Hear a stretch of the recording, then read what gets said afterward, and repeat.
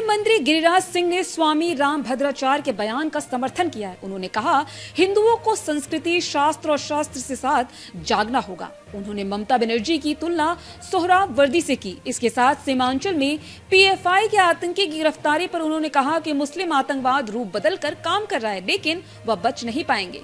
वहीं तेजस्वी यादव के द्वारा 243 सीटों पर लड़ने को लेकर उन्होंने कहा, कोई कितना भी सीट लड़े, एनडीए को मतलब नहीं। एनडीए एकजुट है और 243 सीट पर नीतीश कुमार के नेतृत्व में चुनाव लड़ेंगे। गिरिराज सिंह ने कहा, स्वामी रामभद्राचार्य महाराज हिंदू धर्म के बड़े धर्मगुरु हैं। उन्होंने बिहार के पुनौरा धाम में सीता की जन्मस्थली को कहा, उनकी बात दुनिया ने माना। अगर वह कह रहे हैं तो सही बात कर रहे हैं। उन्होंने कहा कि देश में भी हिंदू को अब जागना ही होगा, अपनी संस्कृति के साथ जागना होगा, शास्त्र और सशस्त्र के साथ जागना होगा और हिंदू एकता बनाए रखना होगा। क्योंकि हमने द बंगाल फाइल्स देखा है। बंगाल फाइल्स देखने के बाद महसूस हुआ, सोहरावर्दी ने जो हिंदुओं पर कत्लेआम किया, आज भी सोहरावर्दी की जगह ममता बनर्जी हैं। हिंदुओं का कत्लेआम मुर्शिदाबाद में कराए हैं। इसलिए हिंदू को अब जागना होगा, एक रहना होगा। यह रामभद्राचार्य जी का संदेश है।